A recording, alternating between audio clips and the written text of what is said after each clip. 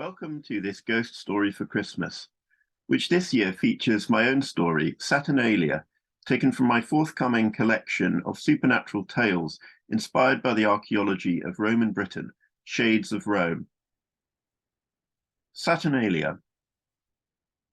David felt immense relief when Jonathan Graveney offered him and Jessica the chance to spend Christmas at Pucklemere.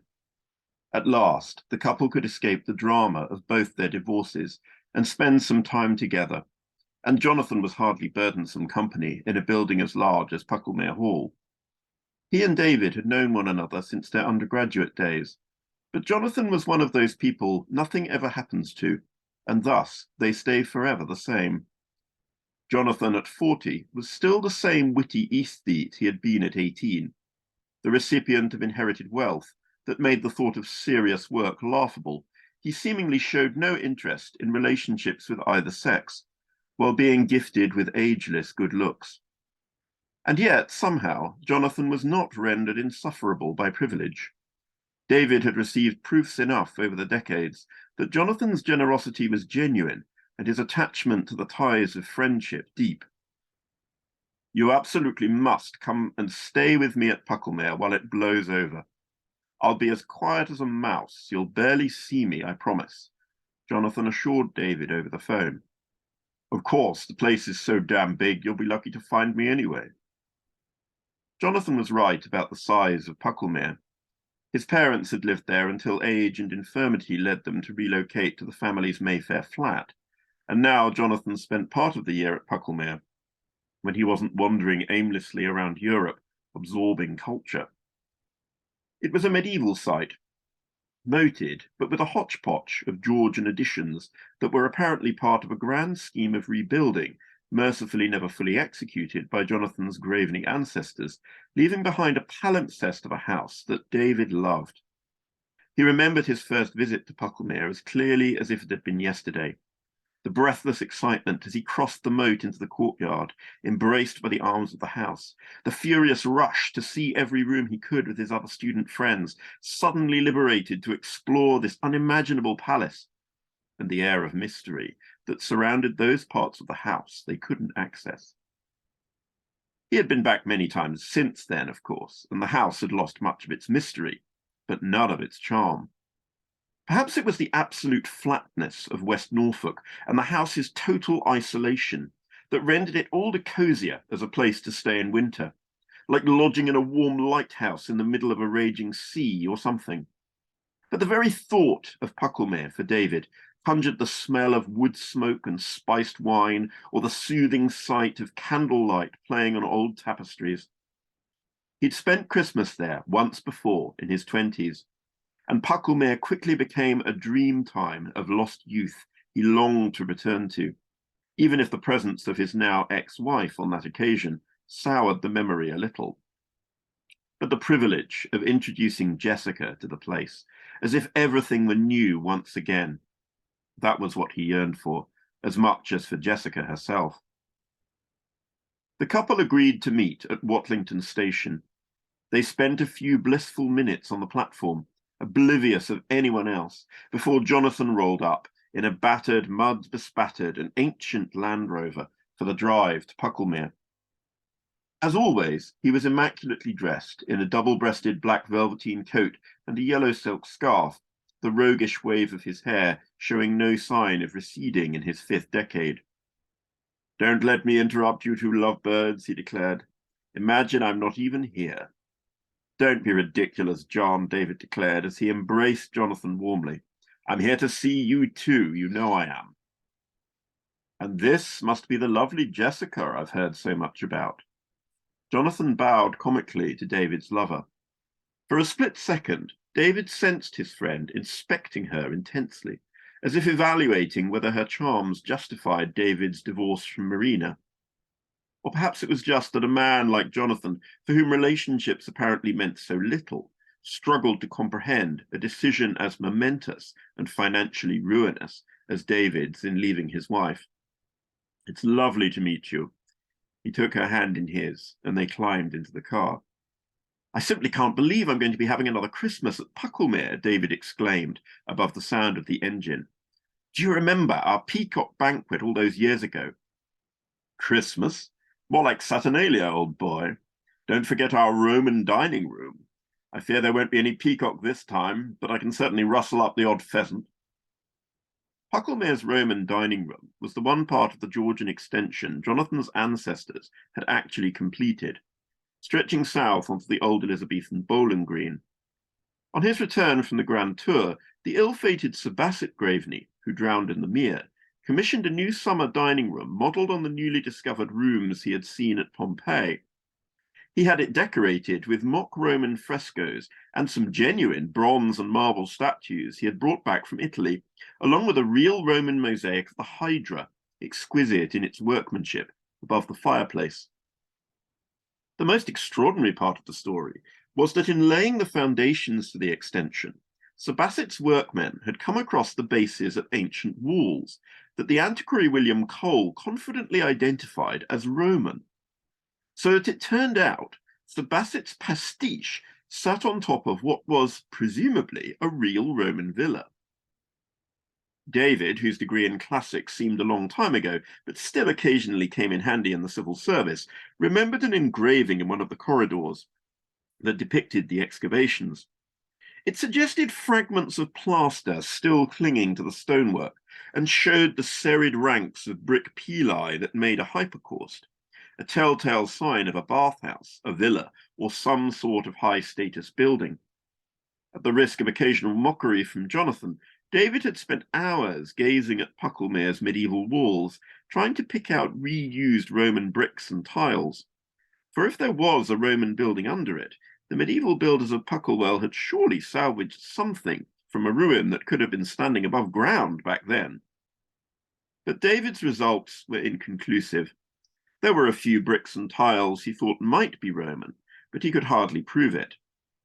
Pucklewell would have to make do with Sir Basset's Georgian pastiche and his rather miscellaneous collection of ancient objets d'art for its Romanitas, while its Roman secrets remained long since buried over, and perhaps deliberately destroyed. The thought planted by Jonathan that this wasn't to be Christmas, with all its painful associations of family, conflict, and craven compromise, but rather Saturnalia, comforted David. Saturnalia, the festival of misrule, that he could live with. The duties of Christmas, not so much. It was a joy for him and Jessica to be together, to be sure, but Jessica's discomfort at being away from her daughter Chloe and David's guilt about his sons was a dark cloud over their delight. In truth, Christmas was not a word either of them wanted to hear. The light was already fading as the Land Rover pulled off the road and onto a long, bumpy drive that led towards tall, rook-infested beeches. Behind these lay Pucklemere, hidden from view until the very last delicious moment.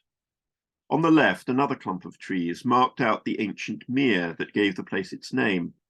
The rest was a mud-scuffed parkland, scattered with bedraggled-looking sheep and a few trees, some of them felled in last year's storm, and now growing moss on their bleached roots, turned unnaturally towards heaven. With the easy air of a proprietor, Jonathan parked the car haphazardly in the courtyard and ushered David and Jessica within. Jonathan had assured the couple that the main kitchen was theirs, but on the first night of their stay he insisted on treating them to a meal he cooked himself. A treat indeed, since Jonathan was a subtle and discerning cook, and had even once dallied with training as a chef at a Michelin-starred restaurant somewhere, David forgot where, but then Jonathan had dallied with so many things. They did not dine grandly, simply at the big pine table in the kitchen, but Jessica seemed in awe of her surroundings, and the way in which money didn't seem to matter to Jonathan. When he emerged from his cellar with a cobweb-covered bottle of wine, she even asked him how much it might sell for. On hearing the answer, she was incredulous for a long time that Jonathan planned to open it. But my dears, we're celebrating. He pulled out the ancient cork and began to decant the vintage claret, which glowed ruby red as it splashed to its cut-glass destination.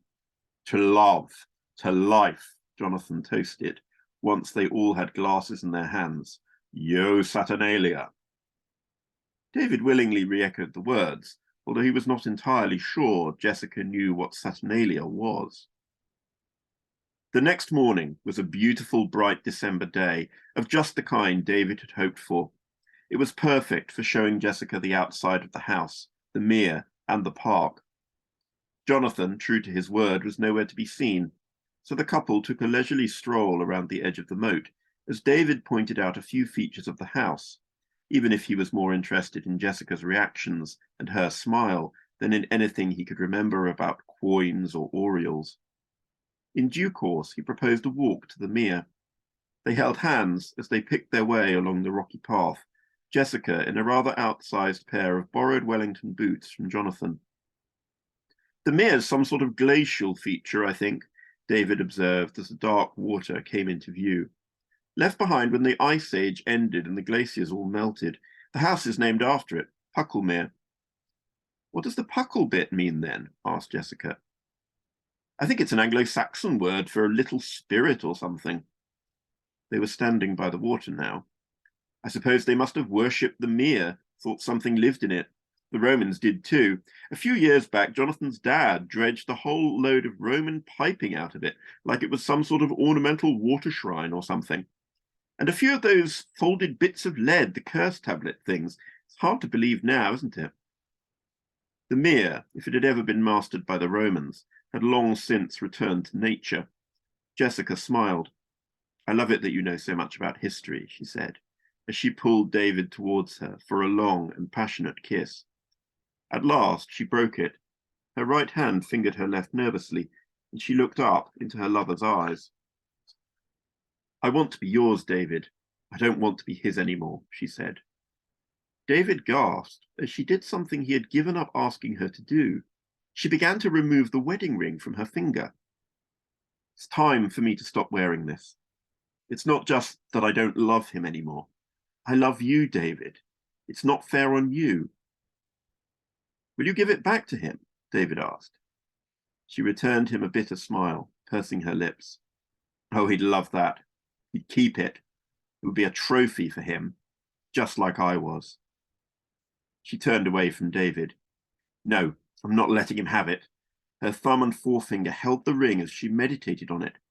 Jessica laughed. Maybe I'll give it to our Puckle. I remember you told me people used to give things to the water.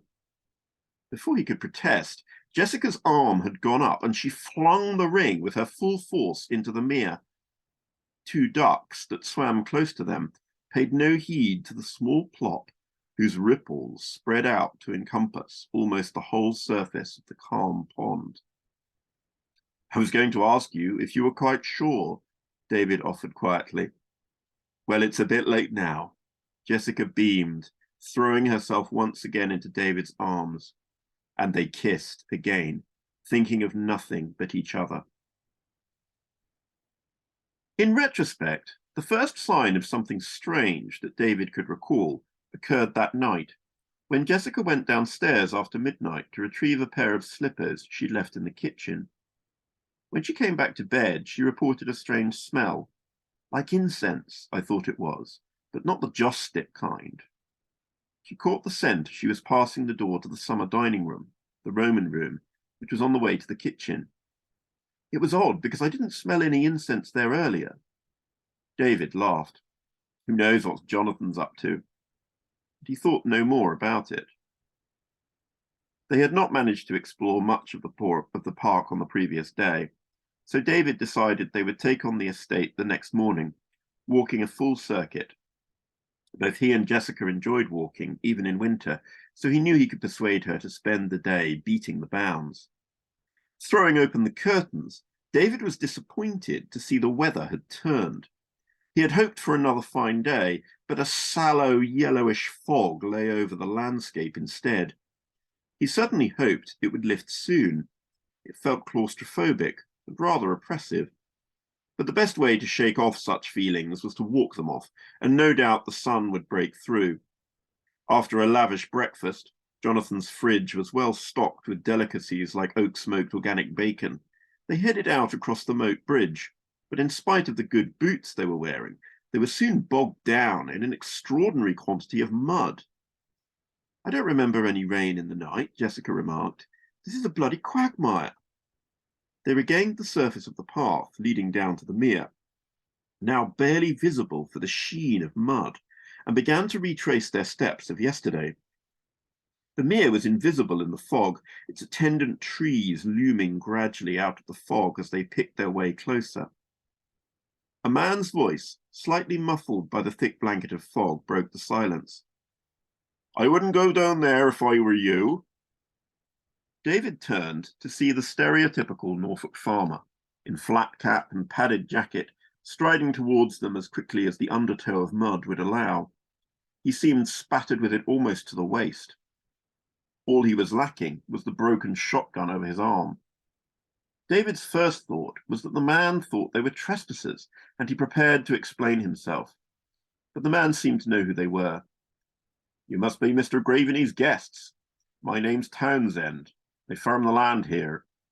You might want to avoid the mere today. I've never seen so much mud in my life. It's not safe, to be honest with you. My tractor's gone and sunk into it over by the paddock field." "It's pretty odd," David observed, having exchanged pleasantries with the farmer. "We were down here yesterday and it was fine. Was there a lot of rain in the night?" "Not that I heard," Mr. Townsend replied. "It's just this damn fog, moisture in the air, but I can't account for this much mud. Damn strange, if you ask me. It's worse the closer you get to the mere. One of the sheep already got sucked in." Jessica put a hand over her mouth. "Oh my God, you're joking." "No joke." Townsend shook his head. "I heard it at first light. Terrible sound. I didn't get there soon enough. The mud was so thick. All I saw was the poor beast going into the mere. An odd thing, though." He paused. "What was especially odd?" David asked. "I've lost sheep to water, even cows. They slip down the banks, that sort of thing. But this time, the sheep wasn't slipping. It was more like, well, like the mud was moving, not the beast." The words conjured images of B-movie horror, a moving mass of voracious mud. David felt the need to seek some sort of explanation. "A sudden surge in the water table, maybe. Global warming and all that. Weird fluid dynamics in the mud, I suppose." "That's just maybe. It's like nothing I've ever seen. Anyways, I need to get back to my tractor. That's the rest of my day, that is, trying to get the damn thing out of the mud. No use crying over a lost sheep. I'll have to tell Mr. Graveney later." With that, the farmer was striding away into the fog bank. "I think I'd like to go back to the house now, David." Jessica pressed his arm. He didn't want to appear disturbed by the circumstances, but he had to agree. There was no point pursuing the walk anyway. They found Jonathan reclining on a chaise longue in the Roman dining room, dressed in a kingfisher blue silk dressing gown of a kind that only he could somehow carry off without looking pretentious. "I hear you met old Townsend. He texted me about that sheep. Come and have a drink." Jonathan poured them both a sherry while they recounted their conversation with the farmer. "Seems really odd. I just don't know where all the mud's come from." "Well, odd or not, I suggest a day indoors. There's not much point heading out till this horrible fog lifts," Jonathan declared. David found himself sitting opposite the fireplace, which brought the welcome comfort of a crackling flame, just the sort of coziness he'd craved at Pucklemere, even if the mosaic of the hydra above it was hardly attractive. Interesting and incredibly skilled, to be sure, but the realism of the monsters' heads seemingly lunging towards the viewer wasn't quite what David felt like admiring at that moment. "It's not like you to need to be anywhere, is it? Now," Jonathan settled back into a reclining position, "you two need to tell me all about how you met." David yielded to Jessica the responsibility of telling the story. She was much better at that sort of thing. "I see you've taken off the wedding ring," Jonathan observed, once Jessica had explained the complications of her divorce proceedings with Mike. She smiled. "I threw it in the mere, actually, yesterday when we were down there. I just thought it was time." The owner of Pucklemere raised an eyebrow. "A gift for the gods. Bold indeed. Ah, well, I'm sure the archaeologists can marvel at it the next time they dredge the mere." Jonathan cooked them a long, leisurely lunch, and they spent the afternoon in the library. David relished the opportunity to engage once more in the sort of extended, animated intellectual conversations he and Jonathan used to have as undergraduates. Jonathan was a man who had the privilege of being interested in everything, while specializing in nothing. Jessica's contributions to the conversation were more sporadic, but it was clear she enjoyed Jonathan's charming company. Time slipped almost imperceptibly away, and before they knew it, it was dark outside. Jessica offered to cook some dinner, an offer which, after the obligatory protestations, Jonathan eventually accepted. "Let's be awfully grand and have it in the Roman dining room," Jonathan proposed. And so it was that by the light of Jonathan's splendid candelabra, they sat down to eat Jessica's interpretation of duck à l'orange, accompanied this time by a fine vintage of Saint-Emilion. "Do you know, I've only just realized it's Christmas Eve," David laughed. "I can't believe it doesn't feel like it." "Saturnalia, let's not forget. No Christmas here," Jonathan cried. "In fact, let's raise a glass to old Saturn, to the golden age." Jonathan cheerfully joined the toast, although as he caught the heads of that damned hydra out of the corner of his eye, seeming to twist and coil in the candlelight, he couldn't help recalling that Saturn also devoured his own children. "What's that smell, Jonathan?" Jessica asked calmly. "It's quite strong, isn't it?" Their host sniffed the air. "Damn, you're right. It smells a bit like incense." "I smelt it last night," Jessica said. "Did you light something?" "Me? Apart from these candles, nothing. You wouldn't catch me with scented candles." "No, I'm afraid I can't explain the incense." "It's not just incense, though, is it?" David interjected. "Jessica, did you take all the meat out of the oven, didn't you?" "Of course, it's all here." "There's a hint of, well, charred flesh, like a barbecue masked by incense." The flames on the candelabra, hitherto steady, momentarily flickered as if a breeze was passing, but they felt no breeze. Then, as they gazed at the candles, the central flame slowly turned an intense green-blue. Jonathan stood up calmly, but there was a serious note in his voice, rarely heard from someone so reliant on his charm and wit. "I'm sorry, but I think we should probably go to a different room." David was breathing shallowly. "You don't think?" "I just think we should carry on the discussion elsewhere, don't you?" Jessica was already moving towards the door. The southern end of the room, where tall sash windows and a glazed door looked out onto what remained of the old bowling green, was in darkness. But from that darkness there now came a soft sound, like sand falling on glass. Like sand, or perhaps even mud. He wasn't sure how he steeled himself to turn his back on that darkness and follow Jonathan to the other side of the dining room, but he did. And once they were in the corridor, Jonathan walked briskly towards the stairs. David thought he heard, but couldn't be sure, a sound of splitting glass. But Jonathan was still striding up the stairs. He didn't stop at the first floor either, but headed to the attic and what looked like an old box room. "The reason we're in here," Jonathan stated calmly, "is that this room looks out over the dining room and the south lawn, and you can see the edge of the mere on the right if you open the window and look out." He unfastened the latch as he said it, letting in the cool evening air. "I can't really see anything," David declared as he peered out into the darkness. And then he saw it, silhouetted against the glass of the grass of the bowling green by the dancing light of the candles, still burning in the dining room. But whether it was inside the dining room or outside on the terrace, he couldn't tell. It was a mercy he could see no more than a shadow, because that shadow was awful enough. When in the years afterwards he tried to describe it, he kept returning to that grotesque mosaic of the Hydra.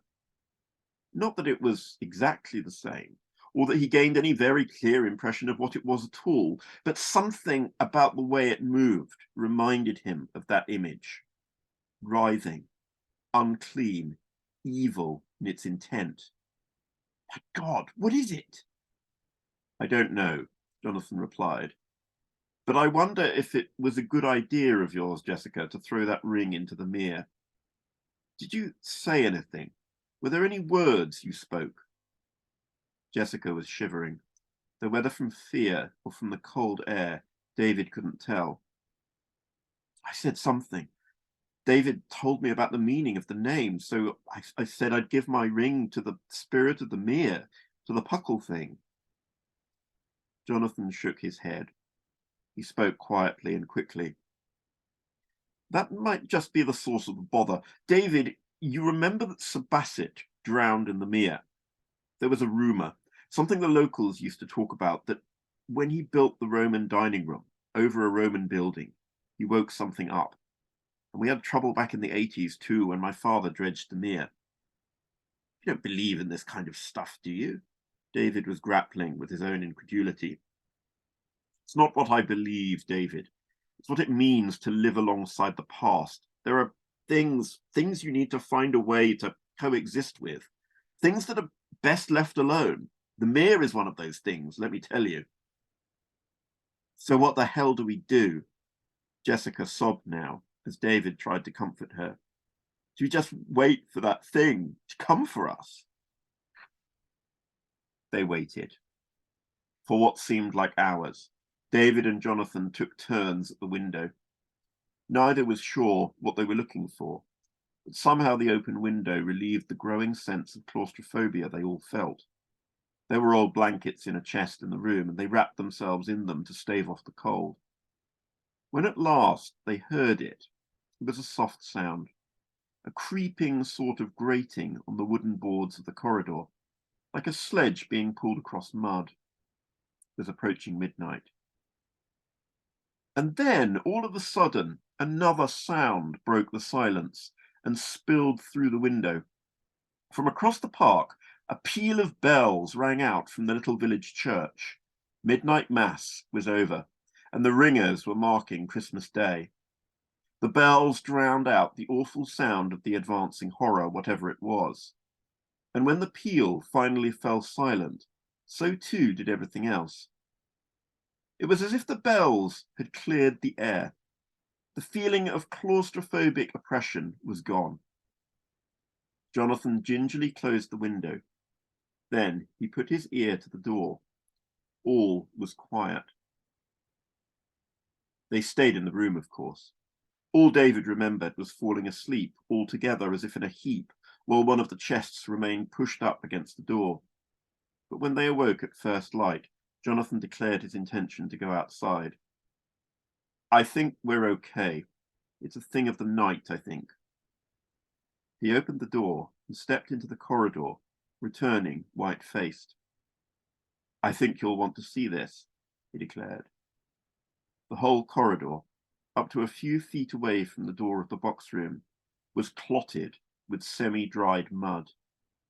Indeed, there was a trail of mud all the way through the house, leading from the broken windows of the Roman dining room, where the candles had burnt down to their sockets in the candelabra.